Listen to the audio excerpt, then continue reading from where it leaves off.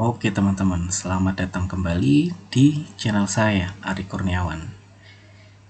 Di video kali ini saya akan melakukan demo ya teman-teman untuk aplikasi inventory management menggunakan Upscript. Di sistem inventory ini kita ada 3 role ya teman-teman, owner, admin gudang, dan juga kasir. Kita akan praktek ke role owner dulu ya teman-teman. Masukin saja usernya Ari, password 123. Nah, untuk role owner nanti tampilannya seperti ini ya teman-teman, lengkap, dan halaman yang pertama kali terload adalah dashboard. Nah, sekarang kita akan bahas nanti ya untuk dashboard. Kita menuju ke transaksi kasir. Nah, di sini adalah halaman ketika seorang kasir akan melakukan penjualan barang ya teman-teman.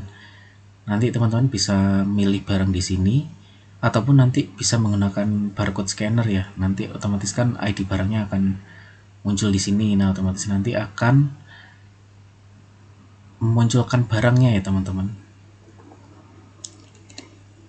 Nah, di sini saya akan singkat saja ya teman-teman agar durasi video ini tidak terlalu lama ya teman-teman. Jadi nanti teman-teman bisa coba sendiri. Saya akan menjelaskan gambaran besar ya dari fitur ini. Nah, jadi nanti di sini langsung kelihatan nih stoknya ada berapa, kemudian harga eceran dan harga grosir. Nah, untuk mendapatkan harga grosir ada minimal pembelian ya yang harus dicapai di sini. Nah, nanti akan muncul juga nilai bill akhirnya di sini. Kalau mau tambah barang lagi bisa langsung tambahin aja ya teman-teman.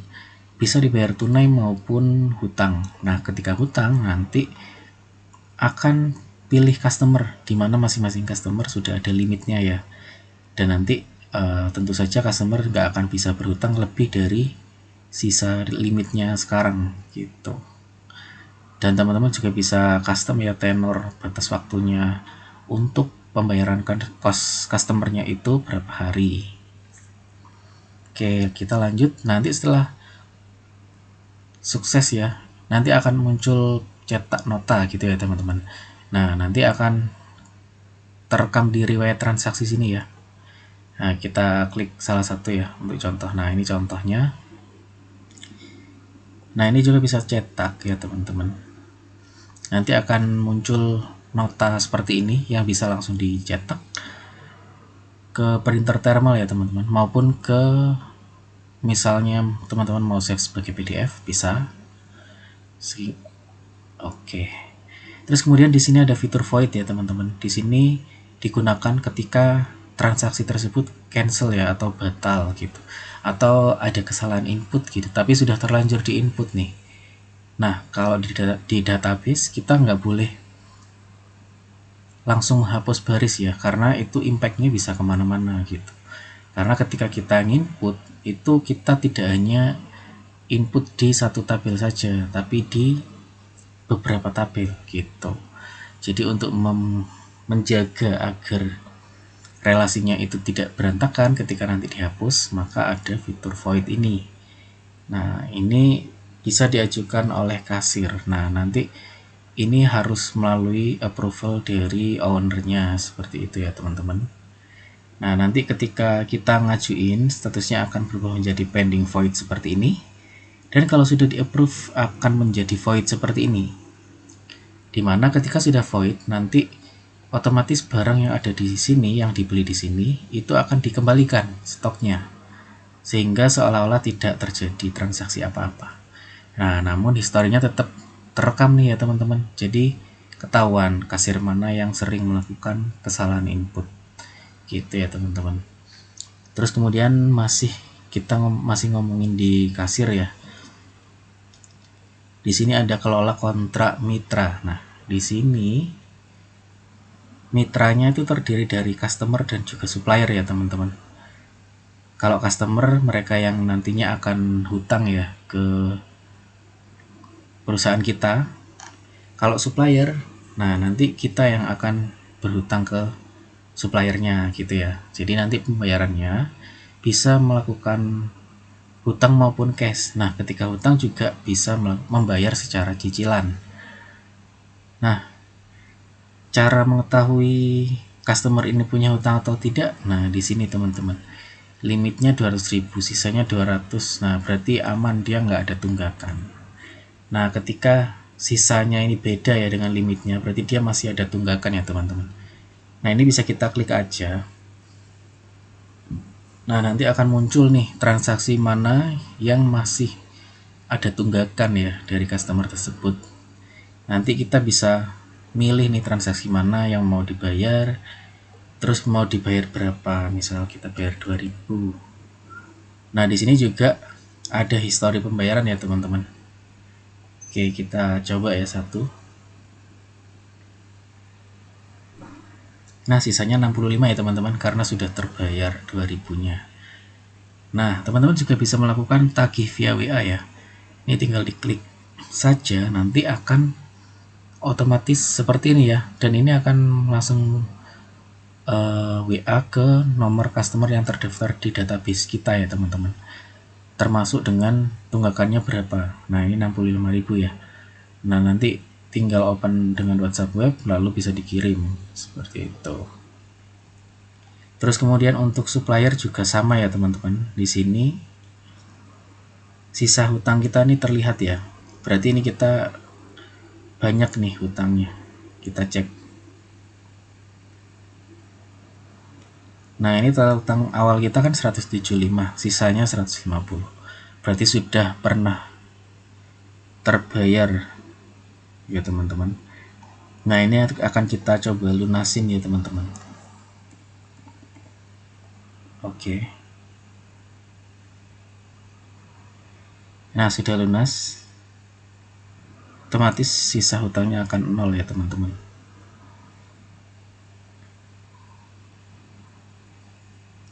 Nah ini juga sama ya teman-teman,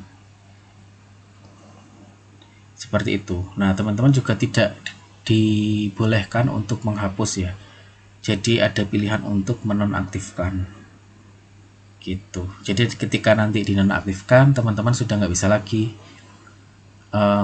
bertransaksi ya teman-teman customer ini. Jadi ketika di kasir pilih customer, dia nggak akan muncul. Begitu juga dengan suppliernya gitu. Sekarang kita ke barang masuk. Nah ini tentunya nanti akan berkaitan sama supplier ya teman-teman.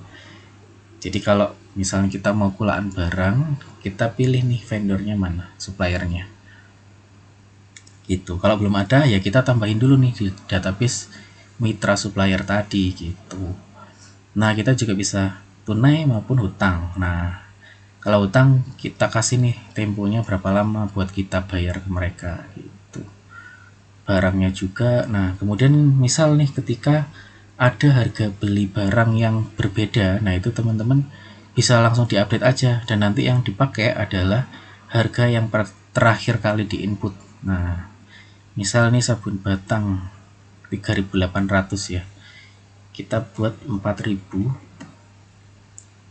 harga jualnya kita bikin 6.000, harga grosirnya 5.000. Oke kita ambil 10. Oke kita ambil ini dulu. Nah di sini juga sudah menggunakan prinsip FIFO ya teman-teman ya. Nah sekarang kita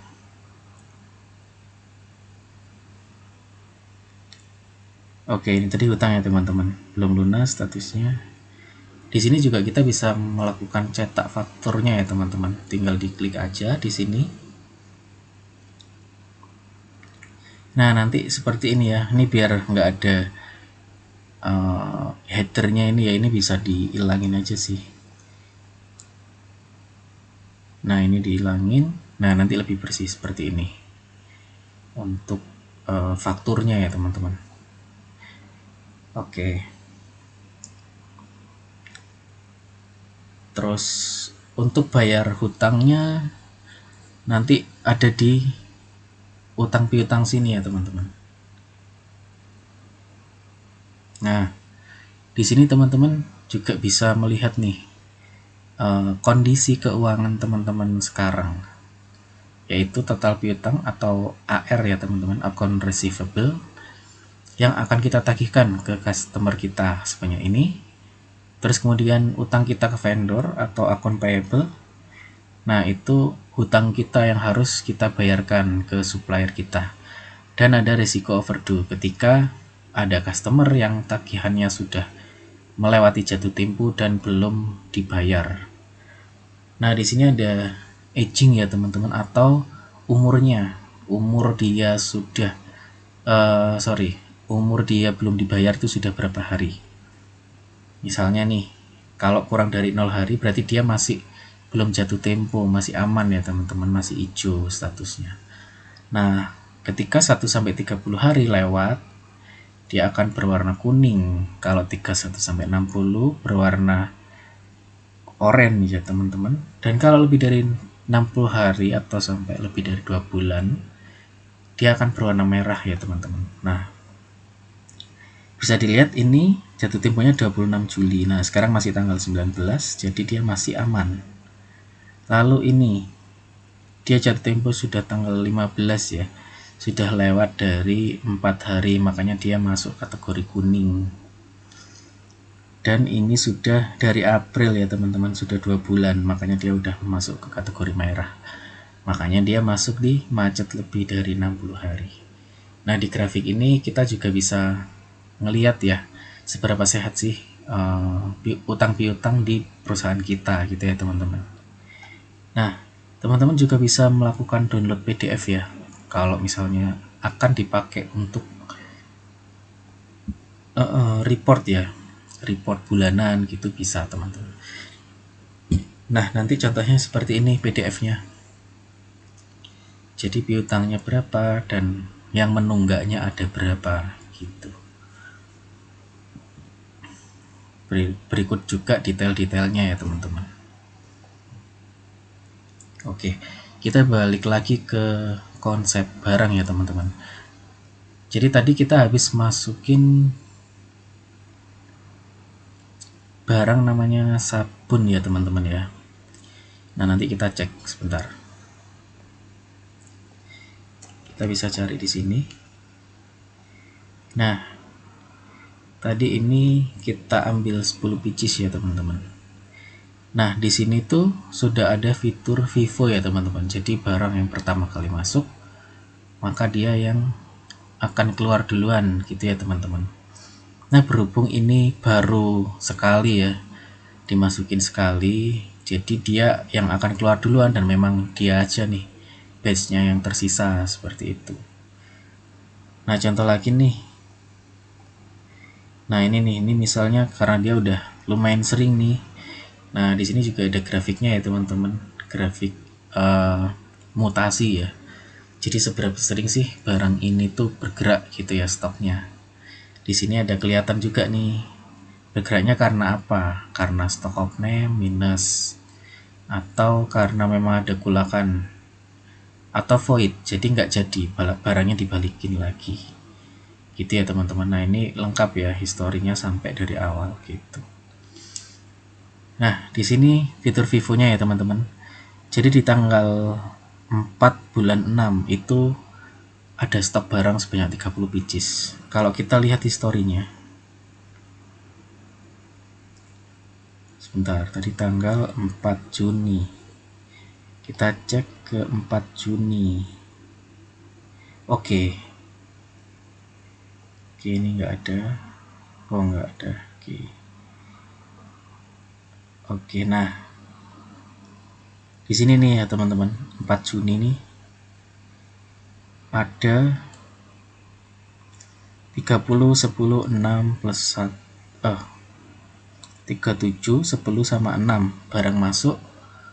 Tapi stok saat ini sisanya sudah 30 ya teman-teman, karena sudah dihitung yang transaksi keluar ya setelah-setelahnya, setelah tanggal 4 ini sudah. Nah, ini kan sudah ada keluar, otomatis dari yang tanggal 4 tadi udah keluar duluan tuh dia ya, mesti menyisakan 30 pieces. Nah, seperti itu.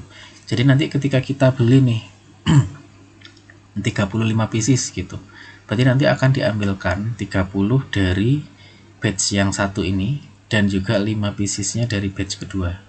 Seperti itu ya teman-teman. Jadi nanti ketika misalnya HPP-nya beda nih, nah ini contohnya nih, ini kan ada barang baru masuk, HPP-nya ternyata beda ya teman-teman. Awalnya 18.000, ternyata naik. Nah, nanti ketika pakai Vivo itu akan tercatat secara akurat ya teman-teman. Jadi misal nih stoknya tinggal 11 ini ya, 2 ya. Nah, dan ada customer beli 5. Nah, nanti yang diambil 1 dari batch 8 dan 4 dari batch 9 gitu. Jadi nanti untuk perhitungan laba rugi tidak akan ada bias ya teman-teman. Karena labanya benar-benar pure dihitung dari harga HPP awal ya teman-teman. Jadi nggak ada namanya ketika HPP-nya naik, oh nanti perhitungannya jadi nggak akurat karena dulu kulaannya nggak segini. Nah, itu nggak akan ada seperti itu. Gitu sih teman-teman.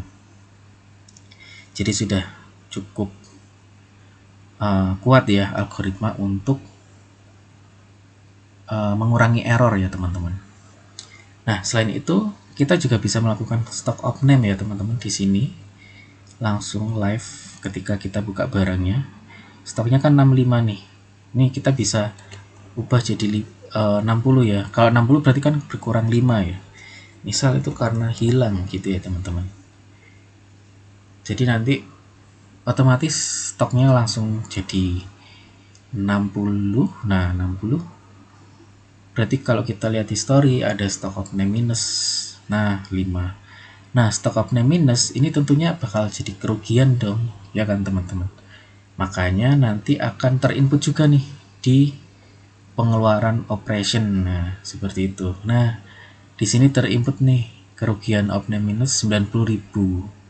Jadi dari 5 barang tadi harga modalnya kan 18.000 dikali 5 berarti kerugiannya 90.000. Nah, itu masuk di biaya operation ya teman-teman. Jadi ini otomatis masuk ketika ada stock of name yang minus seperti itu. Oke, kita masuk ke stock of name nih. Ini sebenarnya sama saja ya teman-teman. Cuman saya bedain aja. Misalnya ada yang prefer stock of name dengan cara search produknya satu-satu seperti ini. Terus kemudian langsung di stock of name di sini. Itu bisa juga ya teman-teman dilakukan. Tapi sama aja dengan yang tadi ya. Dengan cara ngeklik satu barangnya langsung. Seperti itu. Nah, nanti nomor untuk HPP ini nanti kasir nggak akan bisa lihat ya teman-teman. Jadi rahasia perusahaan aman gitu ya teman-teman. Nanti akan berubah menjadi bintang-bintang gitu ketika dibuka menggunakan akun kasir ya teman-teman. Terus di sini juga bisa dinonaktifkan ya barangnya. Nanti kalau nonaktif dia akan masuk ke paling belakang ya teman-teman. Nah, seperti ini nih. Kan dia ada di belakang sendiri ya, paling bawah. Gitu. Ketika barangnya memang sudah nggak aktif lagi gitu ya, tapi tetap bisa diaktifin lagi kok teman-teman. Gitu. Untuk fitur barang ya teman-teman. Oke, utang piutang sudah. Lalu kemudian ada pengeluaran OPEX ya atau operasional. Nah, kita juga bisa nambahin nih pengeluaran apapun nih, misalnya untuk gaji karyawan ya. Kita misalnya ngeluarin gaji 1 juta gitu ya, gaji. Nah, itu akan tersimpan ya teman-teman di biaya operasional pada bulan ini, bulan Juni ya teman-teman.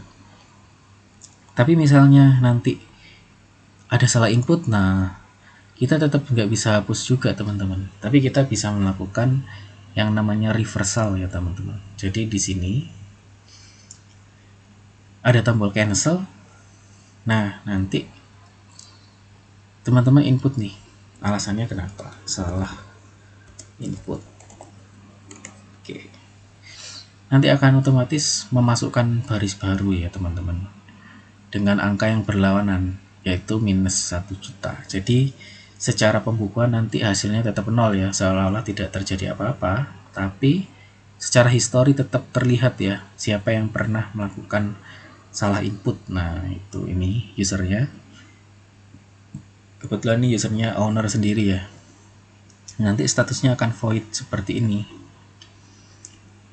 dan nggak bisa diapa-apain lagi gitu. Ini kalau diklik muncul detailnya ya teman-teman ya. Oke. Nah, selanjutnya kita masuk ke laba rugi ya teman-teman. Nah, di sini sudah bisa difilter ya teman-teman per bulan gitu ya teman-teman. Nah, tinggal dipilih aja bulannya bulan apa, dan juga bisa di-download PDF ya teman-teman. Nah, jadi ini total omset dalam bulan ini sekian ya. Satu, kemudian ada perbandingan dengan bulan lalu, apakah dia naik atau turun. Kemudian ini pengeluaran, jadi total semua pengeluaran ya teman-teman. Nah, pengeluaran ini dibagi jadi dua ya teman-teman, HPP atau COGS atau harga kulaan kita ya teman-teman ya, modal kita berapa. Terus juga ditambahin dengan biaya operasional bulanan kita, sehingga nanti akan didapatkan angka margin bersih ya, atau profit bersih di sini. Nah, angkanya di sini. Nah, ini minus. Karena dia minus, berarti dia boncos ya tulisannya teman-teman. Karena ini biaya operasionalnya tinggi banget ya teman-teman ya. Ini seandainya biaya operasionalnya kita cancel semua, harusnya dia akan untung sih ya teman-teman ya. Ini karena banyak kerugian dari stock of name yang minus tadi sih. Oke, seenggaknya ini ya, satu ini kita cancel, pasti nanti untung sih, sudah untung. Nah, selisih marginnya cuma 2000 ya teman-teman, karena habis kita kurangin biaya operasionalnya gitu. Nah, contoh PDF-nya ya teman-teman ya, teman-teman bisa langsung download aja, nanti akan muncul cepat kok. Nah, oh sorry, ini bulan Januari, kita ganti bulan ini ya, Juni ya teman-teman.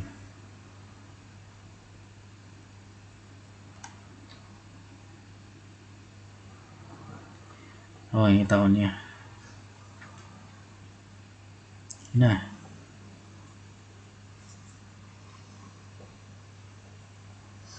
nanti seperti ini ya, reportnya kurang lebih sama ya dengan tampilannya.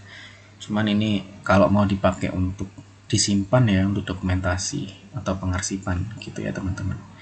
Jadi sudah di breakdown secara detail ya di sini, pendapatannya berapa dikurangi dengan HPP-nya.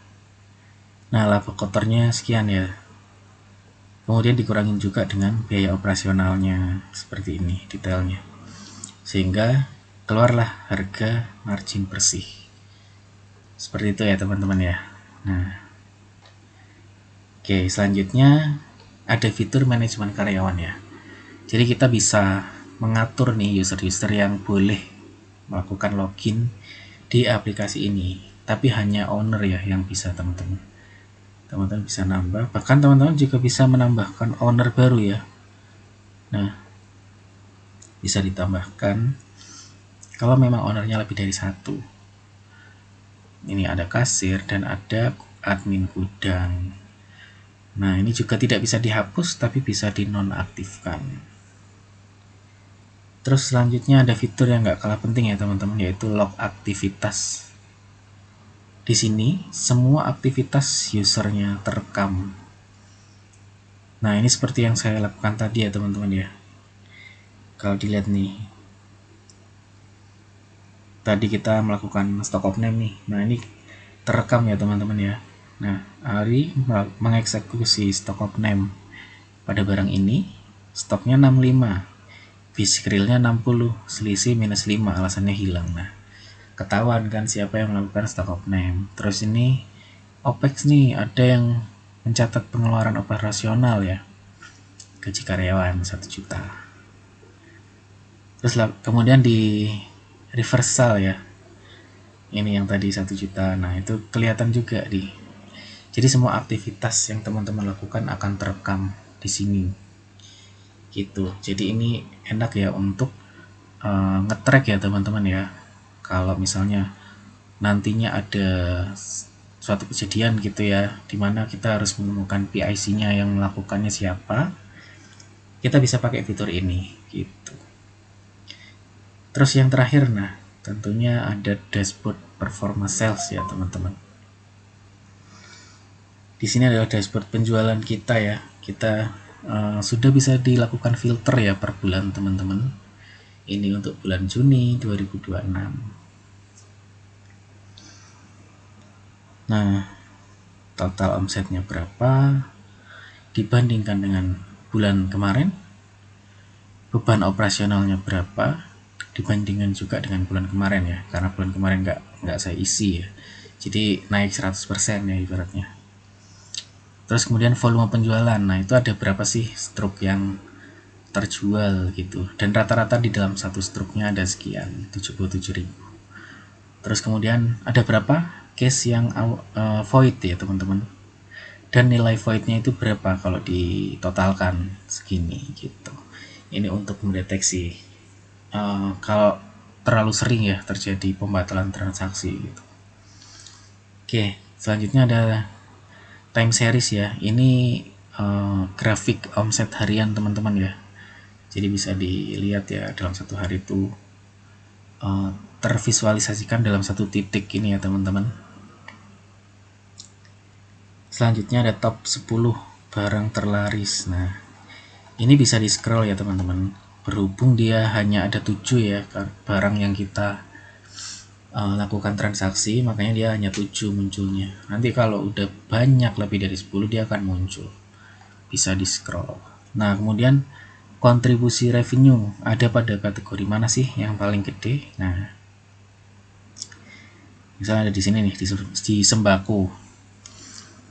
Jadi ini bisa buat strategi juga ya teman-teman. Misalnya untuk mendongkrak kategori yang lumayan jarang terjual ya. Misalnya kita bikin promo untuk bundling gitu ya, bundling kategori camilan dengan kategori sembako, nanti harganya lebih murah. Nah itu kan bisa ngeboost penjualan dari yang proporsinya cukup rendah ini, salah satu strateginya gitu.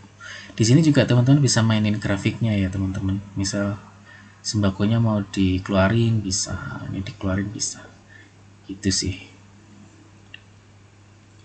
Selanjutnya ada transaksi terbaru ya teman-teman. Di sini kita bisa lihat transaksi yang paling baru ya, baru saja terjadi. Nah ini oleh kasir ini, transaksinya ini habis di void, nominal sekian. Terus kemudian ini aktivitas user yang baru juga, dan ini HPP ya, dan biaya operasional, dan juga ini ada stok barang yang sudah tipis ya teman-teman, yang sudah di bawah quantity minimum, jadi akan muncul di sini. Ini yang harus segera di notice oleh admin gudang ya teman-teman, biar dia tahu mana yang harus di restock. Nah kalau di master barang dia warnanya merah seperti ini, artinya dia sudah di bawah minimum quantity gitu. Untuk minimum quantity ini kita bisa langsung edit ya teman-teman ya. Ini misal ini keklik nih, misal nih 3, langsung kita turun jadi 2 bisa teman-teman. Nah langsung terproses. Oke, sekarang kita coba untuk akun kasir ya teman-teman. Nah ini kasir.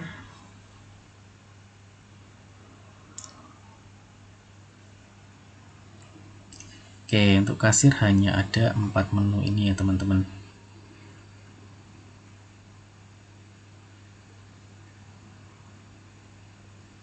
Nah hanya 4 ini, karena nanti dia juga perlu melakukan bayar hutang ya, transaksi pembayaran cicilan, terus menambahkan customer maupun supplier gitu. Terus ini akun admin gudang teman-teman, dia bisa stock of name, master barang dan barang masuk. Nah, fungsinya sama ya teman-teman, hanya dibatasin menunya saja. Oke, itu aja paling teman-teman ya untuk fitur dari aplikasi inventory management ini ya.